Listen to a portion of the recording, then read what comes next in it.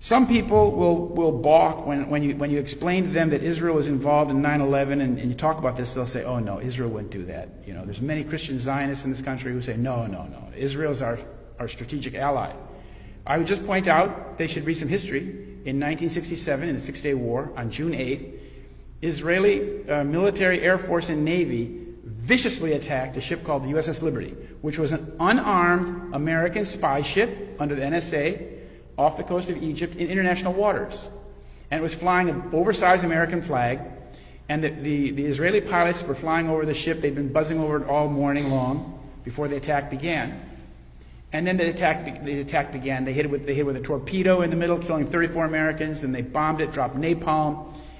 And there was recently, or a couple years ago, the transcripts came out between the pilots and ground control. And the pilots' ground control in Tel Aviv said, "Identify the plane, identify the ship." And the planes called back and said, "It's American, it's American." And then the command came from Tel Aviv, "Sink the ship, no survivors."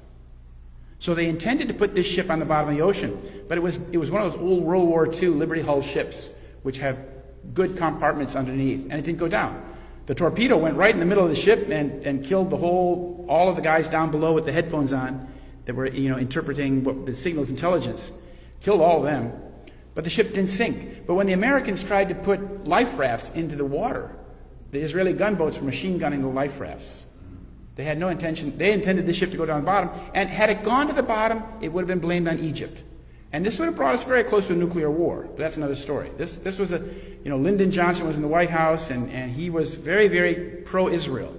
And so twice, American planes were launched from aircraft carriers off the coast of Greece to rescue the ship. And twice, McNamara and Johnson called the planes back. He said, I will not embarrass an ally."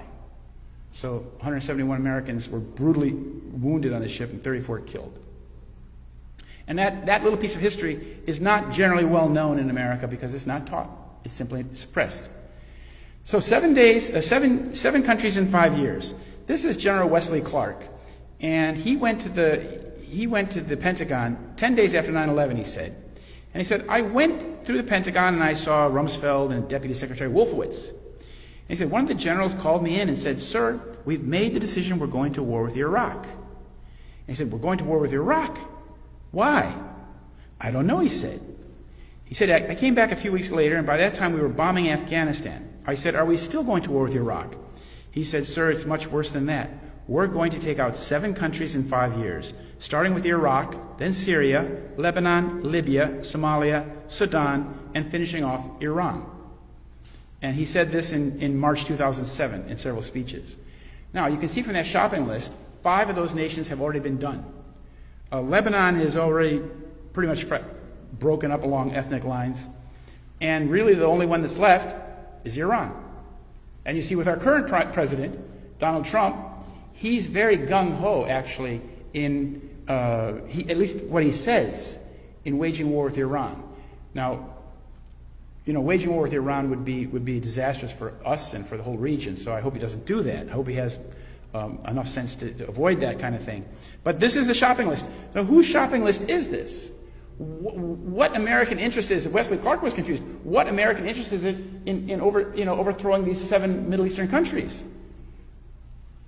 Well, it's an Israeli plan, and it's called the Yinon Plan, named after the guy who wrote it, Oded Yinon. Oded Yinon published this in an Israeli magazine called Kivunim in 1982 in February. And Kivunim is the journal for Judaism and Zionism. It's published in Jerusalem by the World Zionist Organization. That's the very top of the Zionist enterprise. Like I said, that's the state of Israel. Zionism is the ideology upon which Israel is based.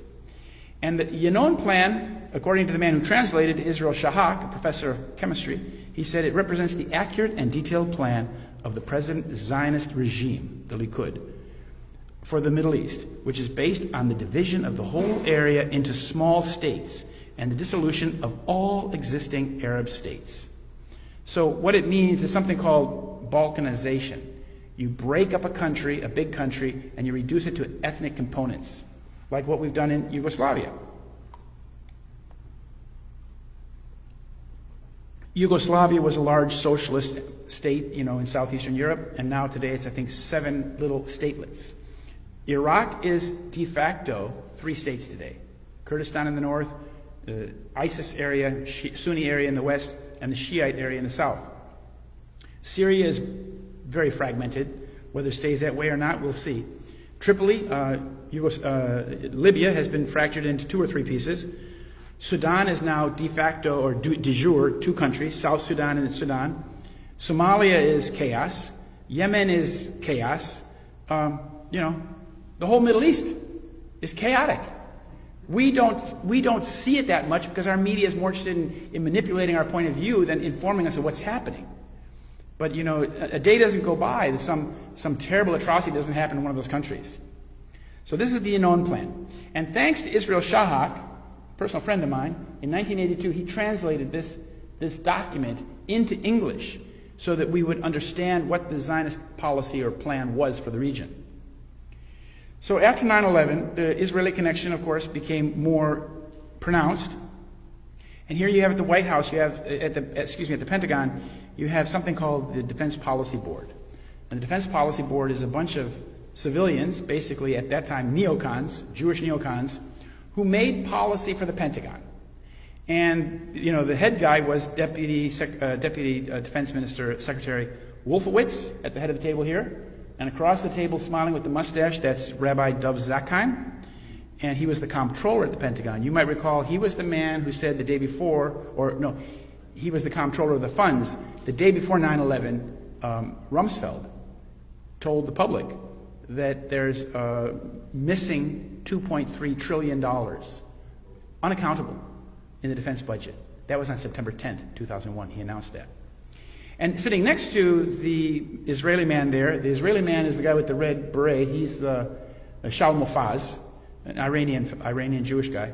And he was chief of staff. He's Israeli chief of staff. And here he is sharing notes, explaining to his Zionist colleagues at the Defense Department what they should do. And the man with something in his eye, that's Douglas Feith. Douglas Feith, his father was in the Irgun. He's an American, but his dad was in the Irgun. And because his father was an Israeli, he is also then an Israeli as well.